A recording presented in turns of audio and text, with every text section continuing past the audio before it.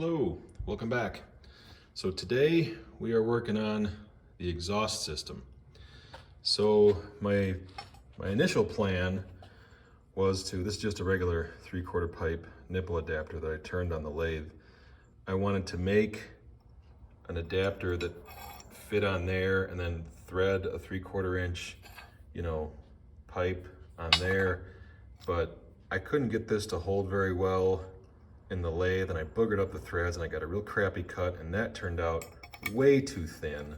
There's no way I'm going to be able to weld that without burning right through it. So I abandoned this plan. That's junk. So what we're going to next is this. We're going to take this is just a piece of 1-inch tubing I got from Home Depot. You get 3 feet of it for about, I don't know, 15 bucks. Now that I'm thinking about it, I probably could have used a regular 1-inch conduit for a bit cheaper, but anyway, this is the stuff I got. And we're gonna butt weld onto these flanges. So what I'm doing here is I have just a regular socket that's gonna sit on there and help me kind of line this up and keep it straight. Keep this piece straight on the flange. And then my plan is to weld these 3/4 inch pipe fittings into here. Let me see if I can show you this. I ground the threads out mostly to give a place for this thing to kind of land in there. Give it a place to be, and then weld it right here. So we're gonna hopefully end up with a couple pieces, welded here, and kind of like that. So that's what we're going for. Let's see how it goes. Well, here's the outcome from the first part of it. It looks rough. Yeah, I'm not sure what happened here. I'm looking okay there. It's real hard to weld small diameter, cylindrical things. It just can't get a decent bead going. It looks bad. I think I'm gonna have to grind that and do it again. This other one looks a little better, but yeah, just not happy with that. I mean, we achieved the goal. We have a part out there that we can now, weld these pieces together. So as far as that goes, I'm happy about that. But yeah, I think I'm gonna grind these again, weld them again. I could also, well, if I clean that up, I could weld a bead on the inside also. Maybe I'll do that too. Anyway, that's where we're at so far. I'm gonna take a break. It's lunchtime. So we have partial success. That's what the weld on the flange look like. Focus. It really doesn't look good, but it's better than the old one. And I got pretty good penetration in there. So that weld is actually pretty secure. I'm actually penetrating on probably say on about 75% around that flange there.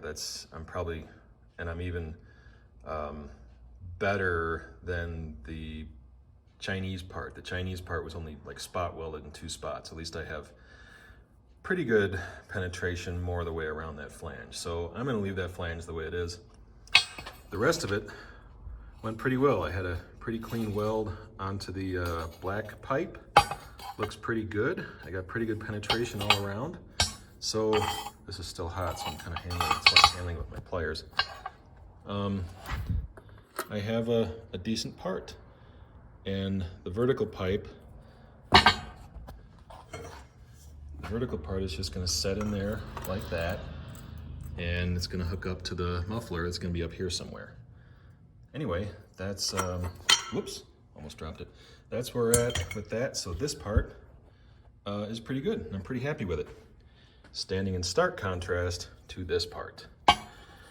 So I think the main difference here is that this was black iron and this is galvanized. I have never been able to weld anything galvanized that looked halfway decent. So it looks crappy. So I'm gonna get a black iron pipe, and I may have to cut we'll see if I can get that out of there, but I may have to cut this off, you know, cut the flange off, kind of do this piece all over again, but that's okay. At least I know that it can be done, and with a little time and patience, it can look good. By the way, the secret to getting the weld to look that good is to preheat. I had my acetylene over there, and I was preheating, had this whole thing in a vise, and I was preheating that elbow, and then welded it. Got it not red hot, well, pretty reddish, we'll say reddish hot, and then started welding it, and it looks pretty good. Did the same thing to this, and I got that kind of yellowish, I don't know what that is, that yellowish whitish stuff. I think that's the galvanization chemical leaching out or whatever. Anyway, it's crap, and I'm gonna redo it. That piece is good, that piece is not. Anyway, stay tuned. So where we left off yesterday, we had the one, you know, good part, and we had a bad part. Remember this, I had the elbow I welded on there was, what do they call it, galvanized, and it didn't take very well, and I had a lot of trouble getting the bead to look right.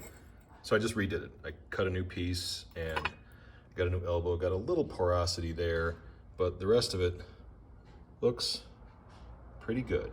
Not too bad. I probably could have done focus. There we go. Could have done better on, having a hard time getting this thing to focus. But the real thing was this bead right here. This is kind of the best I could do.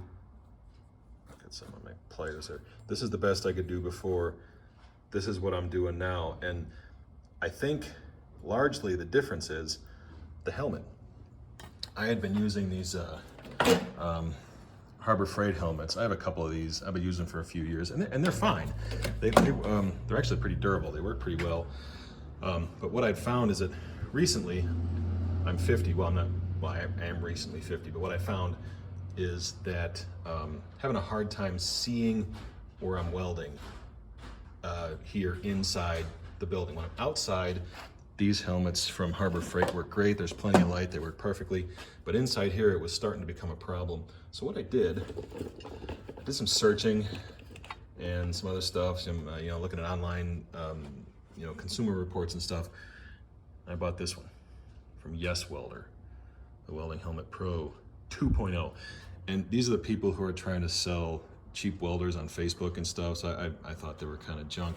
But everyone that bought that helmet was saying that the exact things that I was interested in. Like, I'm getting older, my eyesight isn't getting so good, I'm having a hard time seeing where I'm going, and this helmet really helps.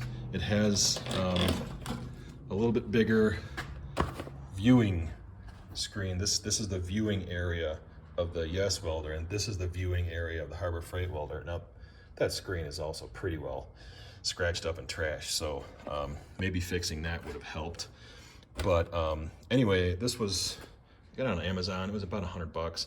Everyone says that the headgear is crap, and you're going to be replacing it with the Miller headgear pretty soon. May as well just buy it now.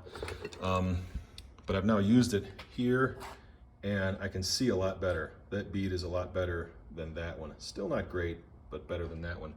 This guy has, let's look at the controls on it for a second. It has the shade control. I can't even read what those numbers are. I'm right. I have mine kind of adjusted pretty low, right about there. You can turn it all the way down or crank it all the way up for your higher amperage stuff. It has a weld, grind, and a cut switch. I've used the weld and the grind. It works great. When you switch it over to grind, I think it's a number 4 shade, but it's about the same kind of darkness as you wear in sunglasses. It has sensitivity and delay controls right out here. It has a easy to replace battery in there. The kit actually comes with a couple extra screens and an extra battery in the box. And it also comes with a little cloth bag to help protect the helmet, which I'm never ever going to use, but it's nice to pretend I will. Anyway, it's a little thinner. The material is a little thinner than even the Harbor Freight one. And you know, when that thing finds itself sailing across the shop, it might not survive as well as the Harbor Freight one did. But so far, I mean, you know, results, it's hard to argue with the results. The results are good. I could actually see what I'm doing. We have these spacer pieces already welded, ready to go. Got a little porosity right there. I'm not sure. Oh, a little one right there too. I'm not sure what happened in this bead right here, but a little bit there too. Maybe this piece wasn't as clean as it could have been. Yeah, a little bit there too. Maybe I needed to degrease this piece a little bit more, but this one turned out pretty well. I mean, they all turned out just fine, but I'm gonna use it. Probably could have done a little better than that. Anyway, so these pieces are going to go, I'm gonna weld them onto here once I position the engine. And oh, here's the other thing that happened today. I got my bushing. Remember, let me get this off of here. Got it. Remember this old bushing? It was, now I can't get it out. Well, anyway, you'll have to trust me. This is the right bushing. This is the old bushing. That's for a 1 1/4 inch shaft. This is for a 1 inch shaft. This is a TB Woods SHX1. What was that? PIU, P1U. But you just need the SHX1. SH refers to this taper, this diameter, and the 1 refers to the diameter of the bore. Anyway, so this now fits perfectly in that pulley. I can set this pulley on the shaft and move it wherever I need to be, and it actually comes with the bolts. They go in here and you can tighten, whoops, excuse me, they go in here and you can tighten the bushing against the pulley, clamp it in there and make it real tight. It goes either way onto the shaft. Oh, that's why I couldn't get it out. I had a bolt in there. Anyway, so this can go either way on the shaft, but it fits just like it should. Need a key in there, and then the key will match up, and it'll be good to go. Anyway, so that's where we're at. I think we can probably proceed with mounting the engine into the machine. It's about noon on Friday, so I'm not gonna have a whole lot of time left. But that's what I'm doing today. Stay tuned. All right, almost out of time today, but here I wanted to show you what I had so far. I have my little brackets bolted on to the bottom of the engine. We have some 5/16 bolts, a couple washers, lock nuts. I have these a little bit long in case I have to end up putting a shim in between here to make some, minor adjustments for when the engine is in position. So all I'm gonna do now is just, the engine's heavy, is just set that engine in there and see how we line up. Here's something else I just considered. I'm gonna wanna have a remote, I'm gonna wanna have a hose on here coming out, stubbed out like about here, so I can drain the oil, because when this engine's sitting in here, you'll see what I mean. Hang on. Check this out. That lined up. I'm gonna show you. That's my coupler. It's not focusing on it. It lined up perfectly. 1.5 inch is all it took. And it's in there, and it is now bottomed out against the coupler. There's plenty of room on that shaft. Boy, it's just not focusing. There we go. Plenty, is that it? Plenty of room on that shaft for this pulley to go. And so all I have to do now is mark, the positions of those. Well, I'm gonna clean that up. Mark the positions of those and weld it. And then I can get under there with a wrench if I need to move that around. That's easy to do. And this is what I was talking about before. Let me see if I can, well, it's not a better view of it on this side either. That drain hole right there,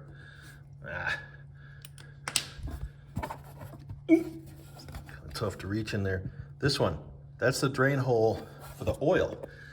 So what I'm gonna want is a hose that attaches to that and just kind of hangs out down here, so I can put a fitting on it and cap it off.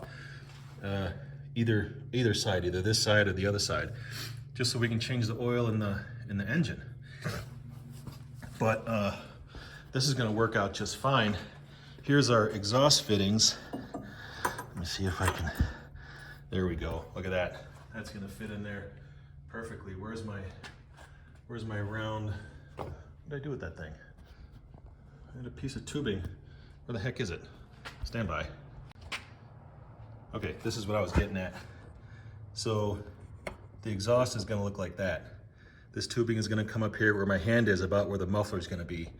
But that's how it's going to look. There's still, you know, a 1/2 inch to 3/4 of an inch clearance between the engine and that pulley, and there's plenty of room for everything. This is going to be perfect. I'm getting really excited. All right, thanks for watching. Stay tuned. All right, one more and then I'm going to call it quits. Let me see if I can focus on the... There it is. Okay, so I got my pulleys to line up. I still have to torque those bolts down, and I have to go in there and tighten up my set screws on the on that drive adapter. But everything is looking good. What's not looking good, that I did not accommodate for, is the engine geometry. This is my the fitting I made for the exhaust on this side. Yeah, look at that side. So that cylinder, I failed to take into consideration. There we go. That cylinder is slightly offset forward, more forward than that, by what looks like about a 1/2 inch. So I have to remake one of those a 1/2 inch shorter, and then that might interfere with those nuts where it goes onto the flange. We can change the nuts, that's not a big deal. Anyway, remake one of those 1/2 inch shorter and see where we're at. That's what we got going on. Thanks for watching.